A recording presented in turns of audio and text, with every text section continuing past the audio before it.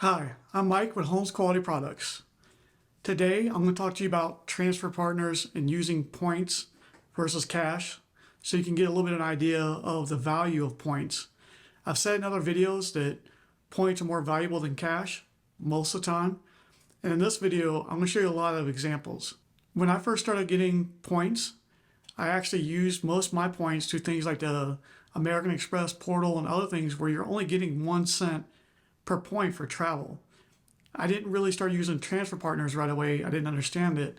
And then as I learned the value of using a transfer partner, that's when the points are actually worth something. So in this, I'm going to show you multiple differences between cash and using points through different transfer partners. And in these examples, I just kind of thought of a random place. I typed it in and kind of put it together. I didn't choose, like, you can actually choose better dates and maybe different places and get a lot more value. So this is not a video of showing you the optimal points value you can get. This is showing you just for picking a random flight or a random hotel and then seeing what the value is. So in this video, I'm going to be referring to the points as in a dollar value. And the way I look at it is 1 cent per 1 point. Because if you were using a cashback card, it would be in 1 cent increments. So that way you can understand and compare the two together to really see the value of it. All right, the first example I'm going to show you is an American Airlines flight using their points. The flight's from LAX to NRT in Japan. The cash for that flight is $1,417 in cash. But in points, it only costs you $350 worth of points plus $6 in cash. And you average about 4 cents a point for that. So if you think about the Bilt MasterCard for an example, and you were to use your thing about dining, you get 3 points per dollar. Well, if this was cash back, that would actually have to be equivalent to 12% back per dollar for dining out, because you're getting 4 cents for each one of those points you get for this flight. And now it varies from flight to flight and hotel to hotel, but that's the thing I want you to look at is like how much more valuable it is if you're going to travel maybe once or twice a year. You just want to take a nice vacation once a year or so. Just use these cards, accumulate points, and then use it. But if you're not traveling much, this video is probably not going to matter a whole lot to you. You can stick to cashback value. All right, the second example is using Virgin Atlantic points from LAX to NRT. So go back to Japan. The flight would have cost $1,292 in cash, or $300 worth of points plus $150 in cash, where you're going to get about 3.8 cents per point. So here again, the points are way more valuable than cash. So if you use a cashback card and you accumulate cash back, it would take you a lot longer to be able to take the same flight. All right, the next one is going to be using Air Canada's points from Dallas Fort Worth to London. It would be $600 to $800. There's going to be a few different ones here in cash, or $350 in points plus $50 in cash, where you're going to get about 2 cents per point for this flight. The next one is going to be another American Airlines points. So it's Dallas Fort Worth to London again, but the flight would have cost you $767 in cash, or with points, about $300 in points plus $25 in cash, where you get about 2.3 something cent per point with this flight.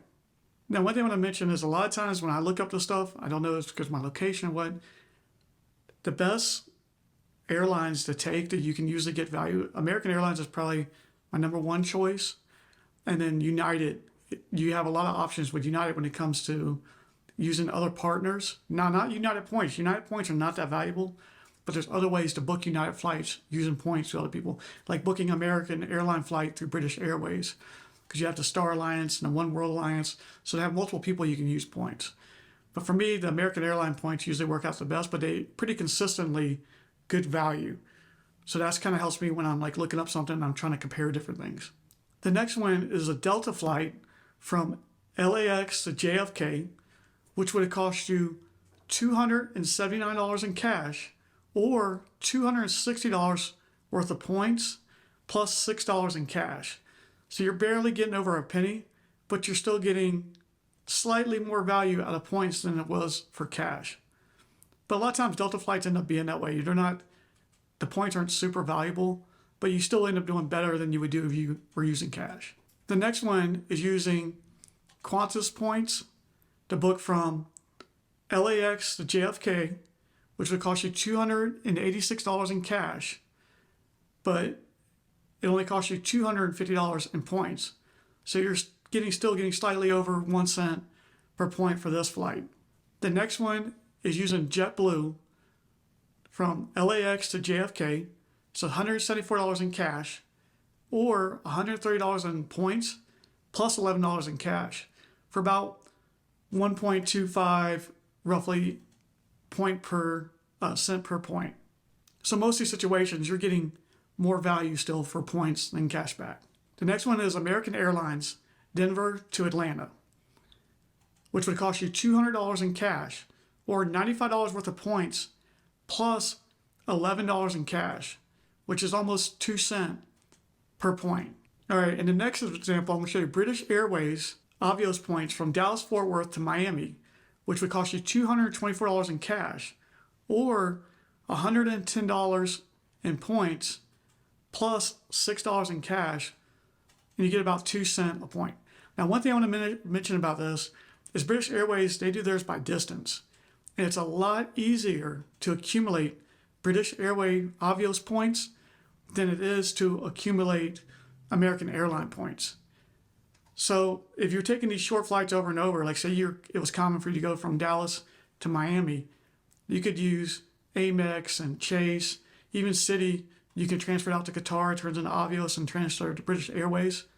But you can use all these different people to accumulate British Airways points.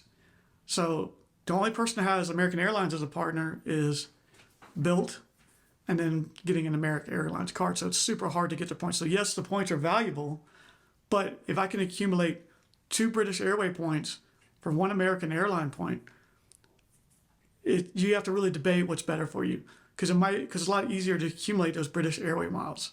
And that's why I mentioned United. There's a lot of different ones for United that you could travel through, and it's a lot easier to accumulate points. So look at some flights, look at these different partners, and see what works for you. And here's a good example.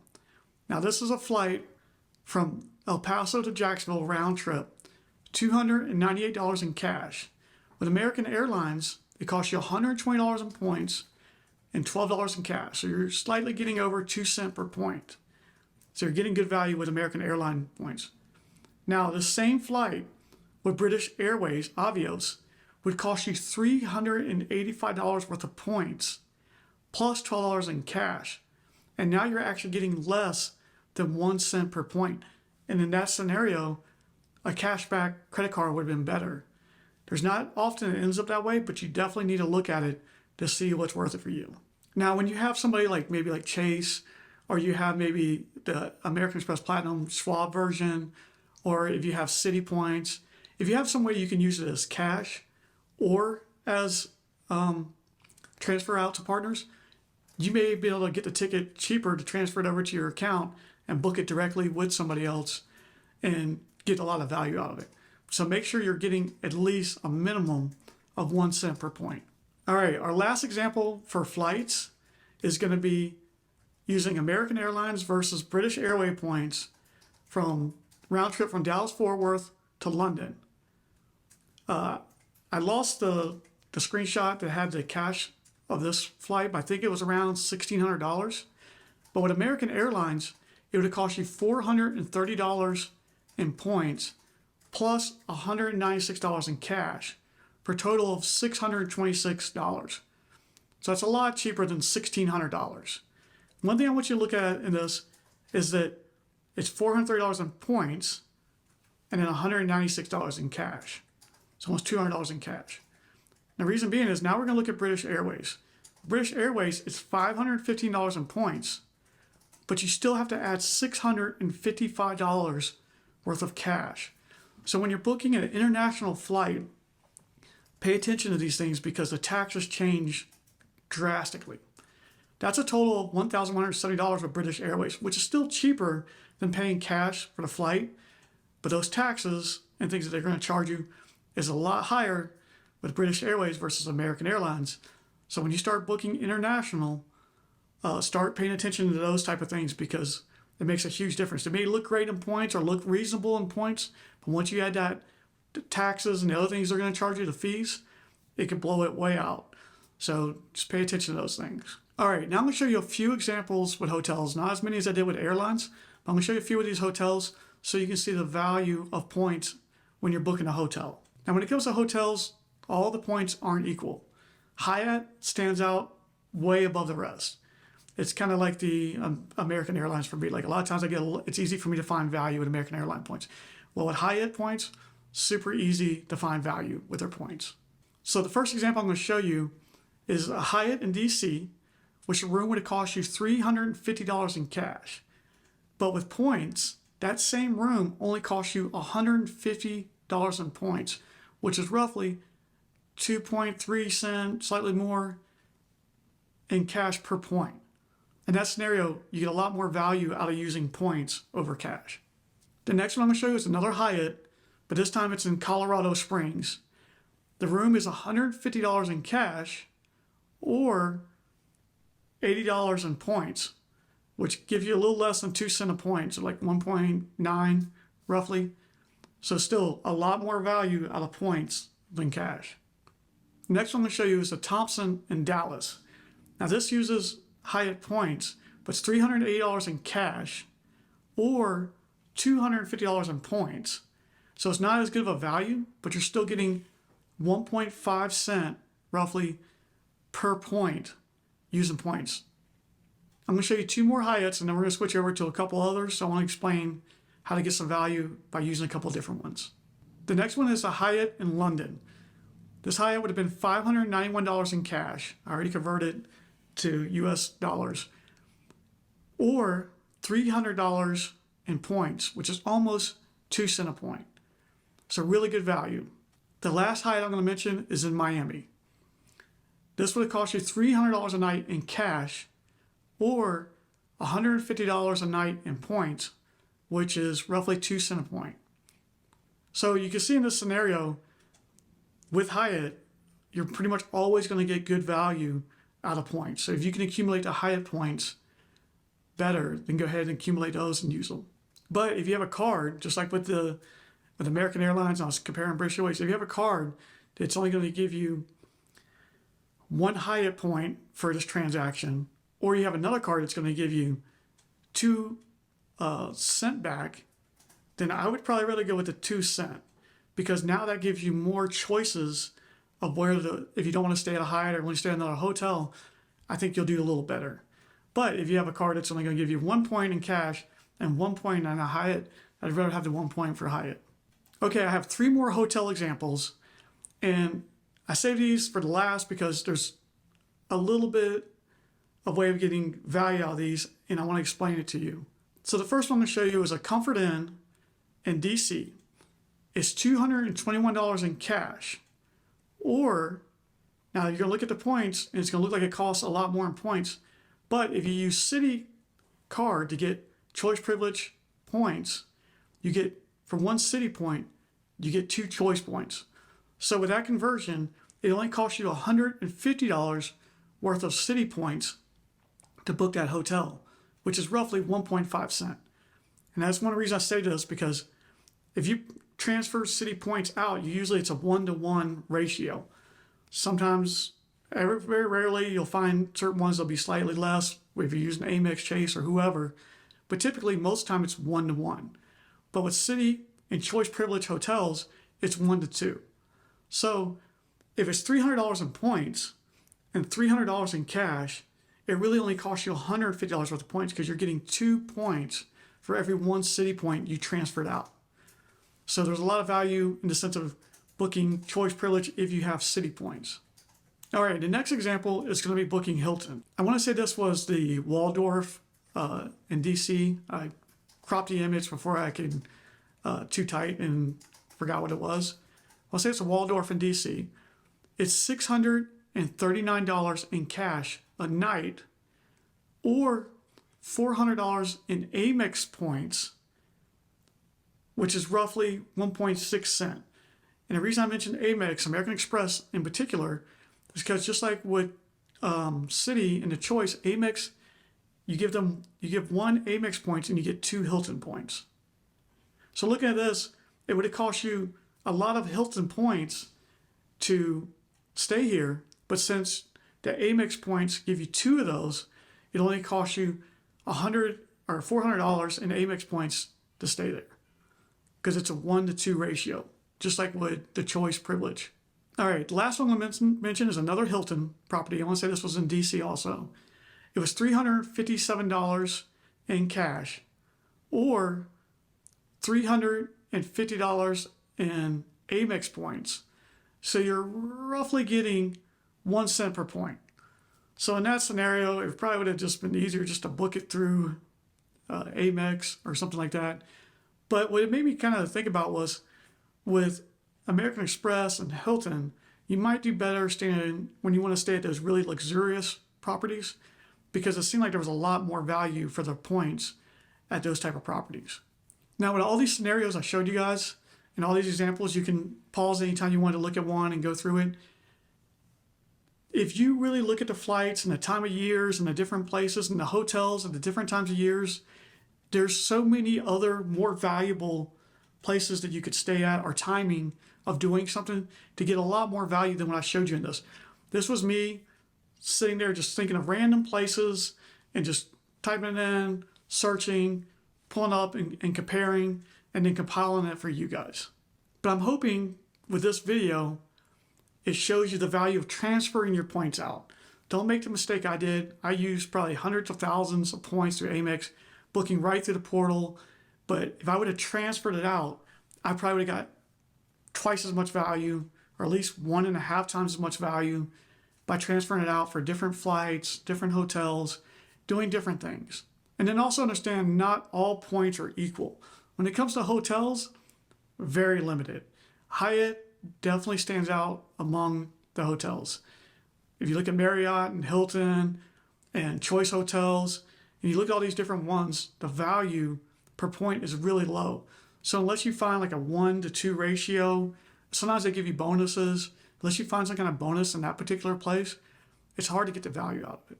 Another thing is with the airlines. When it comes to booking these flights, sometimes you can get extra value. Like, I've used my points, transferred them to British Airways because they had a bonus of say 30% for British Airways. Now I'm getting even more value out of British Airways or Virgin Atlantic and Avianca points. Like, Avianca points usually end up being really valuable for booking a United flight. So look at where you live, see what goes to your locations that you're thinking about. Kind of pre-plan this, and then you can go ahead and start saving your points and use it for those particular transfers or whatever. And then if you see a bonus, you actually get more value out of it. Now, if you're not flying and not traveling that much, simple cashback is a way to go. But if you've seen with like the video with the Citi trifecta, with that combination of cards, I have the choice of cashback or transfer partners. You can also get those type of deals with Chase and other ones. I just mentioned Citi because I feel like Chase has a lot of overlapping. But Chase, I can cover my fuel and groceries. It has a lot more areas to cover with their points. Anyway, that was just a video just to kind of put this together to show you guys examples. Like I said, if you're traveling, make sure you're using transfer partners. Transfer these points out to travel. If you don't travel that much, maybe do team cashback. You get cashback and save it to cover your trips. But I hope this showed you guys some good examples and helped you guys understand a little bit of the value of transferring points out. If you have any questions, just leave it in the comment below and I'll try to respond, or maybe I can answer it, or maybe you might ask a question I don't know the answer and we can find out the answer together. Remember, like I always said, if you don't have the cash, you don't have the credit. Make sure you're treating your credit cards like cash. If you're paying interest, you're losing money. I want you guys to take free trips, travel for free, get free cash back, do things, get things for free, and get the most out of your money. I hope you guys enjoyed the video. Remember, leave a comment down below if you have any questions. If you liked it, hit the thumbs up. And if you haven't subscribed, please subscribe. It helps the channel grow. and I will see you guys in the next one.